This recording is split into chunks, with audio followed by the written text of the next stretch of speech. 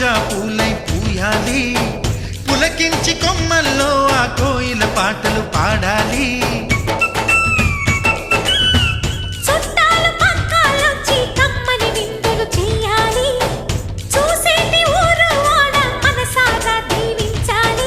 నలుగురు కలిసి చేతులు కలిపి మన కలలన్నీ పండించాలి.